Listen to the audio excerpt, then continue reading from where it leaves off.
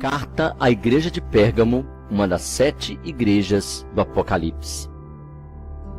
O apóstolo João enviou a sua carta da ilha de Patmos para a cidade de Pérgamo, onde hoje é Bergama, na Turquia.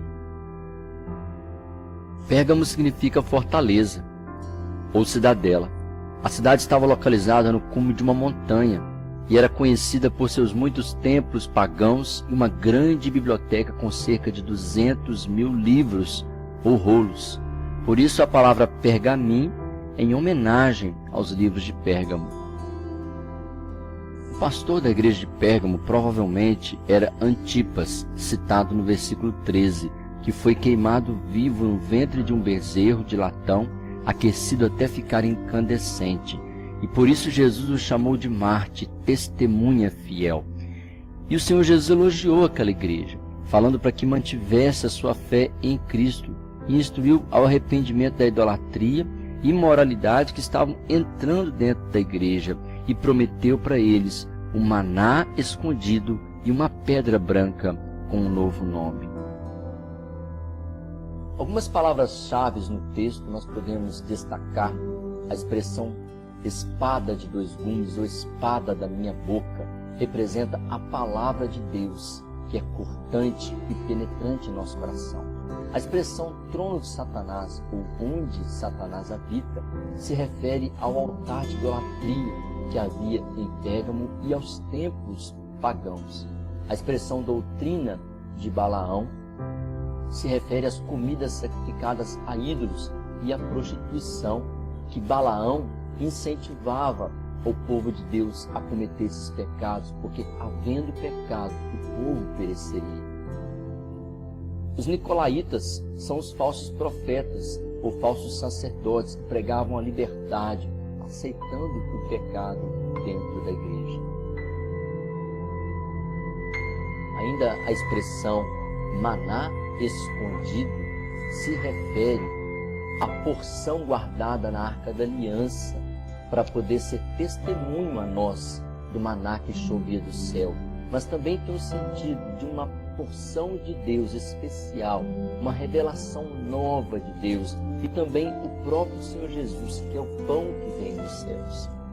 A expressão pedrinha branca é porque nos julgamentos era entregue uma pedra branca quando o réu era absolvido. Então o Senhor está falando para Pérgamo: vocês estão em pecado, mas eu absolvo vocês se vocês abandonarem o pecado. Também pode ser uma referência ao urim e o tumim, que os sacerdotes usavam dentro do peitoral para poder consultar a Deus, e uma pedrinha daquelas era o sim. A expressão novo nome significa uma nova identidade, uma nova vida celestial. Pérgamo representa a igreja imperial do ano 313 a 590 d.C., com a união da igreja e o Estado. Esse foi o 3º período do cristianismo, quando o Império Romano estabelece um Papa para liderar todas as igrejas. Em Pérgamo, que se instituiu o primeiro culto de adoração ao imperador vivo. E eles construíram um grandioso altar ao deus grego Zeus, considerado o maior dos deuses gregos.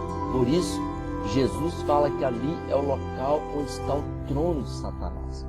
E esse altar de Zeus, que foi construído em Pérgamo, foi transportado pelos nazistas e ele está montado lá em Berlim, em um museu. Isso você pode conferir essa informação e verá que esse altar ainda existe. E esse altar é o local que Jesus falou que era o trono de Satanás, ou habitação de Satanás. Na Idade Média, a igreja esteve unida ao Estado romano e aos seus interesses. Nesse período, muitas falsas doutrinas invadiram o cristianismo, como a veneração de santos e relíquias, o purgatório e a divinização de Maria. Isso trouxe uma influência negativa para a igreja, com o mundanismo, ou seja, o paganismo, entrando dentro do cristianismo. Por outro lado, nós podemos fazer uma aplicação para os dias atuais, através da interpretação moral, e descobrir que também hoje podem existir igrejas como Pérgamo, que são igrejas licenciosas, onde é liberal, é permissiva, aceita tudo dentro da igreja para agradar as pessoas na busca de um crescimento a qualquer preço. Quando vemos grandes auditórios onde se reúnem igrejas, nós podemos pensar: será que aquelas pessoas estão sendo pastoreadas, ensinadas, doutrinadas e disciplinadas? Ou será que essas pessoas ali estão livres, sem um acompanhamento, sem prestar contas a ninguém e nem obedecer à doutrina da igreja? Então nós podemos entender que Pérgamo representa uma igreja que aceita falsas doutrinas e se desvia da palavra de Deus, bem como da doutrina dos apóstolos. Ou seja, a apostasia dos últimos tempos está se cumprindo e o próprio povo de Deus tem abandonado a pura e sã doutrina das Escrituras. Algumas ideologias que têm influenciado a igreja nos dias atuais são, por exemplo, o aborto, o divórcio, o homossexualismo, os vícios, o sexo fora do casamento e a falta de compromisso. Ou seja, vários pensamentos que não são conforme a palavra de Deus estão entrando dentro da igreja. E isso é muito perigoso. Por isso precisamos perguntar: nós vamos aceitar o pecado dentro da igreja? Vamos aceitar que pensamentos contrários à palavra de Deus venham orientar a nossa conduta? A igreja deve amar o pecador, mas precisa falar a verdade sobre o pecado. É como se alguém estivesse afundando na água, e se você não avisar que se ela continuar, ela vai perecer naquelas águas, aquela pessoa vai se perder. Então nós precisamos amar essa pessoa, mas dar o alerta sobre o perigo. Isso é uma questão de maturidade intelectual, emocional e até espiritual. Você não precisa ser inimigo de quem você discorda ou de quem você fala a verdade.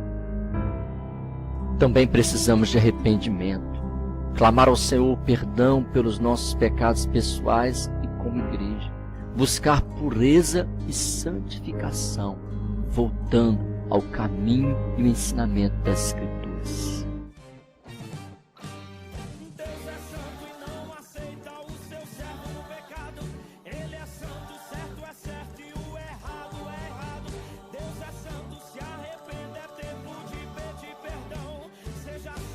Preferes perder tua salvação?